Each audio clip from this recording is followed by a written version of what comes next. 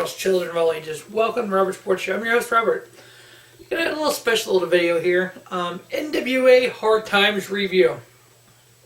Yes, you heard me correctly. The National Wrestling Alliance, the NWA, has been around pro wrestling since the beginning of pro wrestling.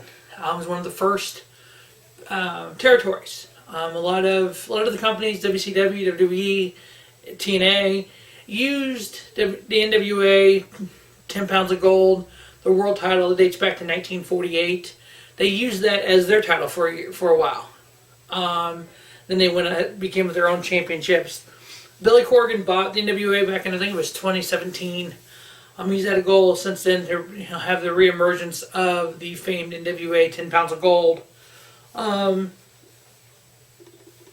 He's got a different way of doing it. He brought in a lot of old WWE guys, put some names in. The NWA 10 pound gold champion for a while now has been Nick Aldis. His goal is to bring the NWA back to prominence. They have a weekly show on YouTube, NWA Power. If you've never seen it, check it out. It has some good stuff on it. This is their second pay-per-view, I believe it is. First for 2020, NWA Hard Times. We're going to run down the card here and kind of results, ratings and stuff. All the single matches were qualifying matches for the re-upped NWA Television Championship. It's been deactivated for 20 years, so they want to bring that back. So we had all basically qualifying matches, and then we had all the NWA titles on the line here. So these first three matches are all qualifying matches. There's supposed to be a fourth qualifying match. We'll go over that as we get through it here. First match, we had Trevor Murdock versus the Question Mark. Yeah, that's his name, the Question Mark. Trevor Murdock getting the victory. I give it 1 3/4 star. Next up, we had Zicky Dice versus Dan Maff. Dan Maff is from Ring of Honor. He got the victory there over Zicky Dice. I gave it 2 star. The next qualifying match was Ricky Starks versus Matt Cross. Matt Cross, formerly known as Son of Havoc in Lucha Underground. Indie veteran, 20-year indie veteran, very talented. Ricky Starks getting the victory there, ended up giving it 2 1/4 star. The fourth qualifying match was supposed to have been Tim Storm versus Ken Anderson. Mr. Kennedy from WWE, Mr. Anderson from TNA. Ken Anderson, due to injury, Ken Anderson was unable to appear. Tim Storm got a first round bye. Next up, we had a 3-way for the NWA Tag Team Championships. We had the veterans, and I mean veterans, Rock and Roll Express. Yes, the same Rock and Roll Express that have been around for 40 years. Robert Gibson and Ricky Morton. 63-year-old Ricky Morton, still doing it. Had an NWA 10 pounds of gold championship match on Power last week versus Nick Aldis. Versus the Wildcats versus the team of James Storms and Eli Drake. The Rock and Roll Express ended up losing the titles to James Storm and Eli Drake. It's a 3-star match. Pretty decent. Triple threat tag team match. Now, as old as the Rock and Roll is, they can still go. Ricky Morton does fucking Canadian Destroyers. I mean, last year at Mania, they had one of the indie shows. They had a match against LAX. Santana approached Ricky Morton with talking about kind of game plan of the match. He's like, hey, we like doing this move here. And they showed it to him in a video. 63-year-old Ricky Morton was like, alright, I'm game. I'll do it. So they introduced a fucking Canadian Destroyer, and there's been a couple matches on Power that Rock and Roll Express did a fucking Canadian Destroyer. It's like, oh my god. The new NWA Tag Champions, Eli Drake and James Storm. 3-star match. Next up, we have the NWA Women's title line. We had champion Allysin versus Thunder Rosa. They've been kind of feuding a little bit on Power. Thunder Rosa ended up getting the victory. I gave it 3 1/4 star. One of the better women's matches of the year.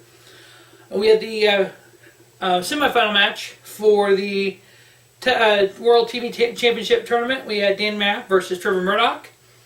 Trevor Murdock getting the victory. I ended up giving it 2 3/4 star match. Not too bad, a little match.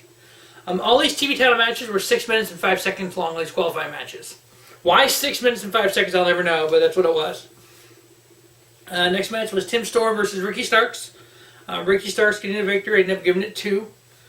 Next up, we had the NWA National Championship on the line. We had champion Aron Shooter Stevens, is what he's being called right now. Aron Stevens, formerly known as Damien Sandow in WWE. Shooter Stevens defending his title versus Scott Steiner. Yeah, that's Scott Steiner. Big Papa Pump is still fucking wrestling in 2020. Mind you, I'm watching this match on the iPad, as on the computer we had the Rumble with Brock Lesnar eliminating the first 13 people. So I had that on one screen, this on the other screen. Yeah, that was great times.